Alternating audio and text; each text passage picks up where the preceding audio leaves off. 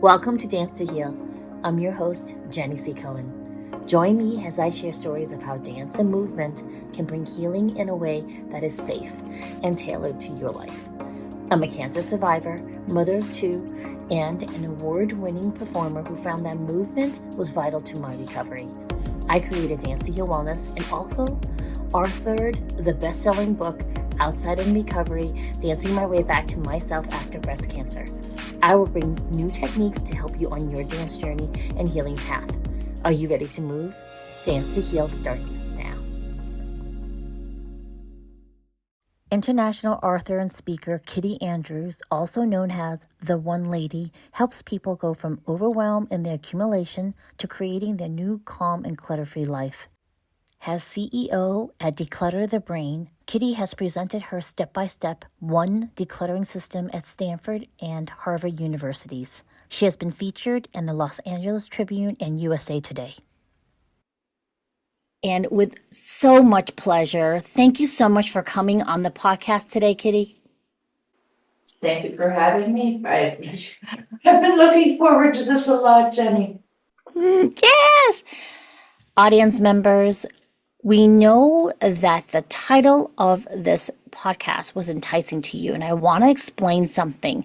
So this is full disclosure moment. I have clutter, and I know it is absolutely connected to some things that I'm still resolving post my breast cancer recovery. And I wanted you to speak on that a little bit, Kitti, about we're cutting to the chase, okay? We're not just talking about clutter, folks. There's enough memes out there about how clutter is related to stuff you have to deal with. I just really want Kitti to go cut to the chase and tell us, how do you know, first of all, if you have clutter? Like, what is, some people say, oh, I just have some piles here and there. Like, what is clutter?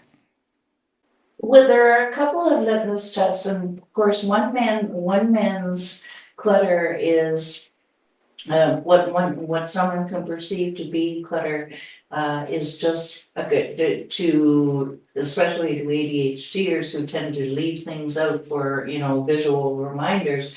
We just either go clutter blind, or it's just no. I need to see that. So it's partly in the eye of the beholder. However, if it starts to be a safety hazard, if it starts to be that you have to literally, and I've seen this too many times, I'm afraid, step over things to get from one room to the other, or from one end of the room to the other, well, then you may have a clutter problem. If you are making repeated trips to the store, now here's an interesting statistic for you. National Association of Professional Organizers tells us that we spend the average North American spends a year of their life searching for and replacing things, and about $800. So clutter is expensive.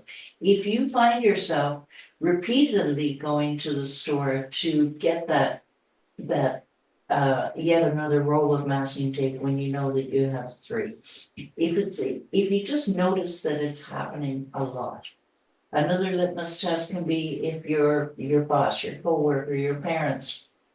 I just did a video series on this, so it's really, really fresh.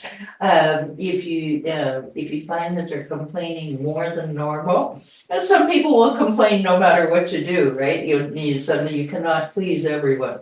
If you find that they're really starting to get on your case, you may want to look around and say, well, they could be right. It's really a matter of proportion. And is it becoming a distraction to you? Are you starting to look around at your space, as my cousin Terry did, and say, my God, I can't even have my own brother in to help me to fix the shower. This is true story. If you're finding that you're ashamed, as a client of mine calls it, soul crushing shame, because you feel that you'll never dig out from the clutter, you're totally overwhelmed, and yet you feel, well, why can't I? I should be able to ... If you're starting to experience depression, which is very, very common about your clutter, then it's time to do something about it. And we can talk more about what that something is. That's coming up. And I wanted to add some things. So audience, you know, with me, I'm an open book with you because it's really important for you to know, like, none of us who are out in the open present as perfect people. All right, we're just more outgoing so you see us. My clutter isn't necessarily unsafe per se, right? Because my husband was a volunteer fireman, so I know better than to block doorways. Yeah, yeah. Right? So the caveat is, do you have piles of clutter that overlap with what Kitty's saying, where you don't quite know what's in it, but you think you have an idea, and then when you need it, you can't find it. Especially if, because we're not organized, most of us, right? If it's not locked and pushed into a closet so you don't have to see it, that's also clutter. Yeah. So, right? Or even clutter in your computer. Some of us have, right? Yes, exactly. See, she's clutching her face. Like we tend to, we might be clean on the outside surface, meaning all of our clutter is hidden away in drawers and closets. If they were to open our computer, there's myriads of things on our what is that called? The thing on your dashboard, whatever your Yeah. computer is, right? I know I look Asian, folks, but I'm not very good with the computer. But the front part of the computer, if you have multiple exterior hard drives that you keep dumping stuff in and you're not quite sure what's in it, that's clutter. I'm saying this because I'm living this right now. All right. Or, right. You were enjoying retail therapy during the lockdown. I know a lot of us were. So now you have to get rid of the stuff because you're not home that much to use it, right? So just to clarify, and this is not a shaming thing. This is a real talk with Jenny and Kitty moment because what objects can also weigh on you energetically, can't they, Kitty?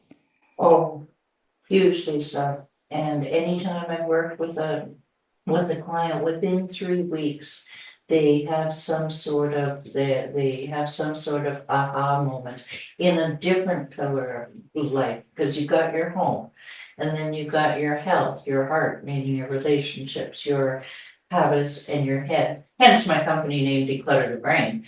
And it always a breakthrough happens because you're shifting energies, you're getting rid of ghosts from the past that no longer serve you. Now, those ghosts can be manuals from a training course that you did, that you're never even going to do that career for that training course, or clothes that, well, it costs money and I shouldn't throw it away and I'll probably fit into it again. These are ghosts that are keeping, that I firmly believe that they are keeping you from moving forward. And every time I or other clients, they start doing this, they start noticing things about themselves or their health or their relationships Hmm. and start to take action. Absolutely, absolutely. I love this. You're being haunted by your past Mhm. when you hold on to your clutter. And here's another thing, as a breast cancer survivor or a survivor, most survivors talk about how they want to go back to the me before. I'm sorry, folks, there's no me before anymore. We change. We're not the same person. We actually want you to move to the new you. The present version of you does not need the stuff you're holding on to. That it's actually holding you back from moving on, right, Kitty? Absolutely, something has absolutely been, I acknowledge and respect you for what you've been through. Something like that is, frankly, it evolves you. It evolves your strength, your tenacity, your resiliency. How can you possibly be the same person that you were BC? It just can't be. So is that the ideal time to declutter after, if you're in remission? Perhaps. And I told you off air about something About exactly that. That can, it could be part of the healing process. Thank you. That's really important. I want you to understand this. So, there is one caveat I want to be clear, okay? If you are in the middle of a giant thing that's upheavaling your life, okay, let's be clear. We're not saying it's happening for you, because when I was going through cancer, I did not want to have anyone tell me on the outside of it going, it's happening for you. I'm sorry, it's happening to me, similar to someone going through heartache or grieving a passing of a family member. In hindsight, we can say it happened for us. So I am 9, almost 10 years out, and I can absolutely agree with you, Kitti. It happened for me to be in a different place. So we're just going to talk a couple positions right now. If you are in the middle of something, because we're going to move into this now, like, all right, I recognize I've got clutter. Well, how do I get started? Because, for me, I had clutter actually even, get ready. My hands are up, folks, full discretion. I had clutter even before pandemic because I was still in the post cancer recovery process. Okay. And honestly, before cancer, I had clutter too. Because I had all of the trauma that led to my getting cancer. That's a whole nother topic. I'll tell you all about it in October for Breast Cancer Awareness Month, I promise. However, the point of it is that oftentimes, right, Kitti, the clutter has been accumulating for years. It's not, oh, last month I cluttered. Yeah, no, I often say it didn't accumulate overnight, and it's not going to go away overnight unless you say back up the truck, boys. And, just take it all away. So cut yourself some slack and take it one thing at a time, which is the name of the system that I use to help people to do it, to get decluttered for life with a minimum of overwhelm, because decluttering can be overwhelming. It's Mm. exhausting. Yeah. It's exhausting. I mean, I am so grateful that you're giving our listeners and our YouTube watchers, down in the links in the descriptions is a link so you can access Kitti's 7 easy steps to conquer your physical and mental clutter. Okay, so make sure you go to that link and click on it. And here's the thing, some of us have difficulty even executing that. So be sure, I always tell people to go to mydanceandheal.com landing page so you can do some movement before you click, or you might click on Kitti's thing and be like, oh wow, this is so cool, but I don't know how to like just pull the trigger.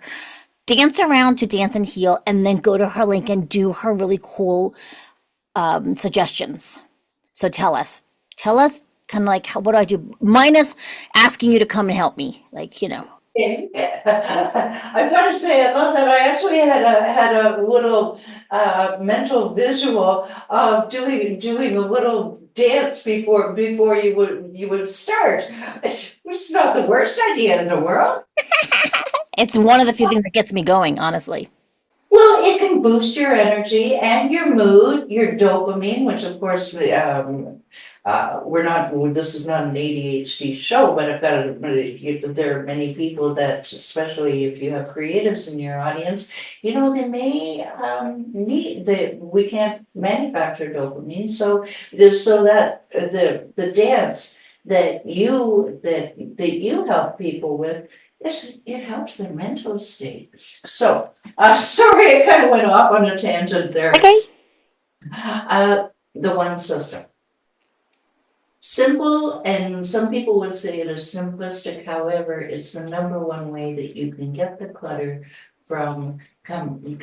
keep it from coming back. So it is one room at a time, one area of that room at a time, and one thing at a time. Now I'm gonna go back over that and briefly explain. Okey doke. Yes. Okay, one room at a time. By that, I mean, choose one room and just stick with it. The temptation, especially if you get bored easily as well, and is I'll do a little bit in my office. Imagine you're an entrepreneur. I'll do a little bit in my office and then I'll go in the spare room. And then I'll come back to the office. Well, frankly, from a purely practical point of view, by the time you come back to your office, you've forgotten where you were. It takes you about 15 minutes to get into character. You understand this is a dancer. I hope it takes you time to get back into it and get that momentum going again. And along with it, the self-confidence. Whereas if you stick with that one room, you will see results, and and it will fuel upon itself, because lowered self-esteem can be a huge side effect of clutter. Make sense? Yes.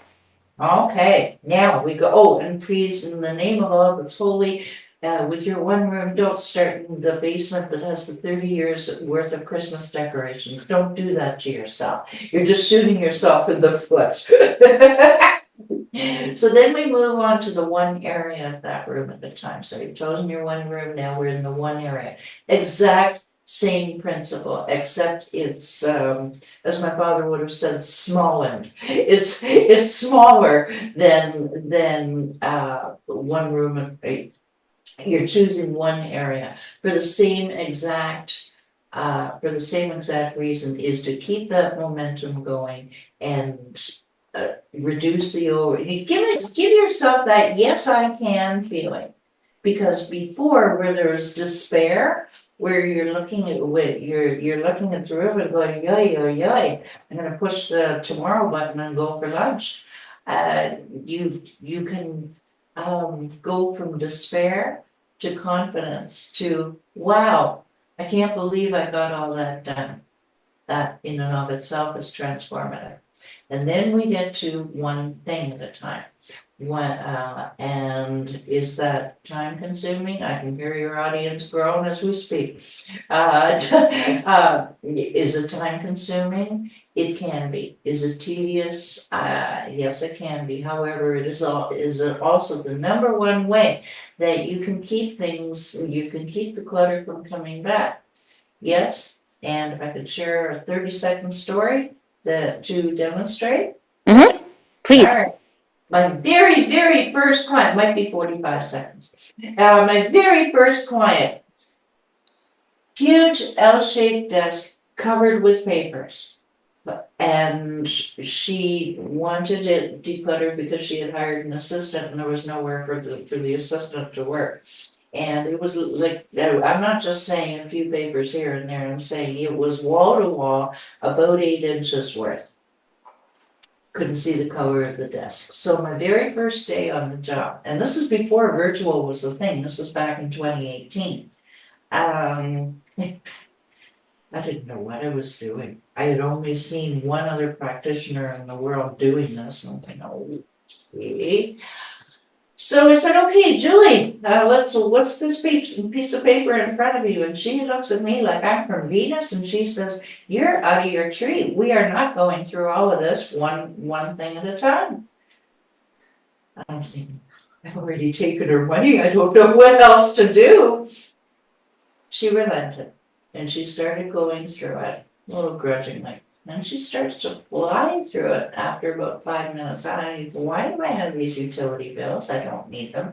My banker does not need these banks, or my tax man doesn't need these bank statements. I can get all of this online. The brain has already, she said, by doing this slowly, her brain is already seeing, okay, and searching out ways for it to eliminate the clutter coming in. But here was the litmus test. The trade magazines that she would buy and never read. And we threw away about $50 worth. She told me in about a couple of weeks, she said, I was in that store where I usually buy the magazines and my arm automatically reached for it. And I went, wait a minute now, I just threw away a whole bunch of them. I'll buy it every 2 months. See? Clutter not coming in the house. So if you do it slowly and methodically, then you will keep, but by now you're seeing that the clutter it will be reduced to the point where you may be clutter free for life. Okay, I love the story. So let's give I have some layers of questions regarding that. So, um, do we, if I could, okay, I love the stay in one room, one area, one thing at a time. Mhm. The first thing that comes to mind when we do that is, what if I have things I don't know if I want to need, or I know I have to file somewhere else? So, for example, I'm always doing education, and then I also have notes that I have for my actual clients, right? So they're all mixed together, and I'm going through a pile of papers, Mhm. right? Are you suggesting that if I pick up a piece of paper and it's a note for a class, I go and file that piece of paper away? But if I don't have a filing system, because that's what got me into trouble in the first place, I'll go, start to file it, and I'll notice my whole filing system's messy. Then I'll go to do them, and I'm like, away, I need notebooks, and then I'll go buy notebooks. Then I forgot the whole reason of that first pile and this is real life examples that I've actually heard, I've commiserated with girlfriends about, like other friends about when we're trying to declutter, and also myself in different various storylines. So what do you suggest? Do we set up filing cabinets before because we know we're going to do the papers, or like how does one deal with situations like that, or is that too specific? No, that was beautiful. And many times people think that the answer to their clutter is to organize it. Frankly, a mentor actually said this to me just as I was beginning. You cannot organize before you declutter. It's a myth. Now, yes, you can, but what are you doing? You're really pushing around the ghosts from the past, the things that no longer serve you, the things you don't need. So the first thing that I always do, and I always get my clients to do, is make a quick sweep of the area, whether that's as small as your desk or as large as the entire room, and get rid of the obvious trash first. And Okay. I guarantee you, seen it, it is honestly 30% of what you're seeing. Your brain will say, don't need it, don't need it, don't need it, don't need it. After 45 minutes, things change, and we can talk about that. But for the first 45 minutes, and yes, there's a reason why I narrowed in on that, your brain will automatically say, like Julie, why do I have bag steamers? Surely I don't need them. Your brain, your subconscious already knows what you don't need. And you've reduced the rubble by 30% just by getting rid of that. And then you can think about organizing, and we can talk about that. But if you just get rid of the obvious trash first, number one, it'll be physically a little less overwhelming. It'll be less mentally overwhelming as well. And the boost to your self-confidence to see that trash bag. I had the strength to do all that. Well, yeah, it was only obvious garbage anyway. Yeah, but darn it all, you did it. You got that done. Yay, you sis boom bop. Yes, yes. Well, I mean, I had to wrestle the garbage out of my husband's piles. I'm like, why? I don't keep garbage. Why do you have these piles of flyers? So, Use but that. You know, right. pizza when you're gluten free, and they don't offer gluten free pizza at that pizza joint. That's obvious trash, and yet you keep it to move. It looks so tasty. Get rid of it, Yeah, and then you can move on to the next step. Which is right. What is the next step? next step is. And every declutter or organizer in the world has said this about your bags or your piles of keep, don't, because you've already done your toss. Your keep, your donate, depending on what category we're doing, and maybe. Now, some people in my field disagree with the maybe pile. And remember I said about the 45 minutes? What happens at the 45-minute mark, could be as much as 50 minutes, is decision fatigue hits. All of a sudden, your brain, it feels like the battery thing on your phone. Ew! Where did it go? Where did my brain power go? Why am I looking at a piece of paper and not even comprehending it? That's decision fatigue. So if you have that, and that little battery indicator is gradually draining as you're doing this for that 45 minutes, and you're going to have maybes, the things that you're not absolutely sure what to do. Mhm. You don't want to expect it to be one and done, because these things have memories, or you're not quite sure. There's a lot of uncertainty when it comes to decluttering. It's if somebody can do it bam all at once, good for them. I sure can't. And what do I coach people with? You don't want to put that kind of pressure on yourself. Have a maybe pile. So you've got your keep, your donate, or whatever, or toss. And you toss, yes, another toss again, because you're going to see more stuff that, why didn't I get rid of that? Okay, what was I thinking? And then your maybe pile. Once you've gone through all of these things, and again, whether it's clothing or papers or what, and it can even be digital, the one system really is, it's not like pantyhose. Pantyhose, one size does not fit all, but this one system, it does fit everything. You can adapt it to all areas of your life. That's a whole other conversation that we can have. Basically, get rid of as much as you can, decide what you want to keep, and then you can get into your organizing things, whether they're file cabinets or whatever. And you pull up Martha Stewart on the internet, and she'll give you some pretty flowery boxes. Yeah. More, more places to hide my clutter. I do have storage solutions, by the way. No, I don't sell them, but I do have, if you have a question about, well, what do I do?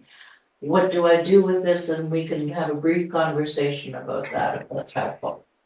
I love that. I love that. I mean, for me, I know that where I did put anything in boxes, they'd have to be acrylic so I could see what's in it. I remember in the beginning or middle, more middle end of the pandemic, I was on Instagram a lot because we were all scrolling, right? Not so much now, but back then. And there were even in Asia apps where people would download their clothing. So before they made a purchase, they would look on their online closet to be sure they didn't have anything. Because I definitely have that issue. I was looking through, there's a meme of this girl that goes on for like 5 minutes because she's throwing in a pile her jeans. And I think she stopped at like 76 or something. I don't have 76 pairs of jeans, Katie. However, I have this affinity for black tights and I have black leggings at the hoo-ha. I so many of them and I don't even wear all of them. And then half of them I forgot I bought, right? And I had some system before I do my middle of the night spaced out shopping thing. I mean, I know the answer is just not to have it. Just take off your credit cards, everything, because I definitely won't buy something if I have to get up and get my credit card, you know. Okay. Okay. But you know, it's I had gotten a color consult by this amazing woman named Amy Janice. She's located in Oh, Vegas. yes. You know Amy, right? And what was cool was because, you know, I am being more out in the open and I'm picking out future clothing and trying Mhm. to figure out, like, you know, even my background, what is good for my particular business and what colors I should be wearing, what jewelry. So once I did the analysis with her and I have all of my shades of what my element is, it's been very easy to declutter the clothing because I just laid my little things and I went, oh, that's not even for you. Instead of me going, oh, but I really like this, but I can't figure out why it doesn't work for me, type of thing. What are some other additional, if you have them, suggestions for helping people decide? Because, you know, I love Marie Kondo and also it did not bring me joy to do that process. Oh, dear Lord. You sure you want to ask me that? Okay, yeah. Well, I'm just saying because besides, it's just not a good color for you. It's not a good fit for you. Don't, if the size is wrong, don't worry about it. This is a new you that we're wanting you to fill your wardrobe with. What are some other kitty secrets and tips? Let me just touch on the Marie Kondo thing. I think she's absolutely marvelous. She caused a revolution. I do have a couple of her books. I think she makes some absolutely marvelous points. The only thing that I would change, she does the whole house by category. I work by category with one room. For most of my clientele, as I mentioned, is ADHDers. Uh, and they talked about her method, and they're just saying, I don't want all of my pants on the sofa, and I don't want all of this stuff out. Doing things room by room, I think it's much less overwhelming. Now, coming to decision making, that is sometimes where you need a trusted friend, family member, coach, to help you to make the decisions. Now, what you can do is the small and simple method, and you can resolve to do it one. How many, Jenny? One. One. I'm known as the one lady. Do it. Take one item out of your closet per day. Go in, and it's going to leap out at you. Whatever it is, it's going to leap out at you. You can resolve to do something like that, which makes it a whole lot less painful. Making decisions, and it depends what category as well. If you don't think that you can do a 45-minute get rid of all the obvious trash, do it in, again, even one piece of paper a day or one book per day. Go to the go to the bookcase and pick out one book. Doing it at a certain time per day, or setting yourself some sort of time that, okay, Saturday at 1 o'clock, I did have a client who did this because that was when her husband was out of the house and she could actually focus and concentrate. She would do it for 1 hour on Saturday at 1 o'clock. And her brain was trained that way. And she did that for months. Yes, it took a while, but she did it. And she would say, I'm so frustrated, I should be able to do more, I'm frustrated. But I just spoke to her, actually, it's funny, a couple of days ago, and she did yet another house move. And she said, we were a lot less cluttered this time than we were when we moved last year. So it works. It's just a matter of consistency and making that decision that you want to move forward from whatever could have been holding the ghosts that could have been holding you back from your life. Also, knowing who those many pairs of leggings could could benefit. Can you sell them? Can a ballet student? I don't know what kind of leggings they are, but could a ballet student benefit from who's students don't have a whole lot of money? Could they benefit? You can enlarge your heart that by knowing that somebody else could really use this stuff and you're not using it, honey. Oh, I love that. I love that, Kitty. Excellent. And also, one of my tried and true things is I put things in a bag, and if I can't remember what's in it, it goes in the giveaway. And that's it. Like, especially certain things, because I do have memories attached to clothing I wore during my chemotherapy. And, I gained some weight going into early menopause from chemo. It just threw me into menopause. So the clothing I was wearing, I grew out of it. And then in that, then I had surgery, then I lost weight again. So it's like this whole flux back and forth. And I noticed that I loved the way it felt on me, but I would feel sad wearing the stuff that I wore during chemo. And so for me, it was this needing to remember my suffering in some bizarre way. And I was like, why?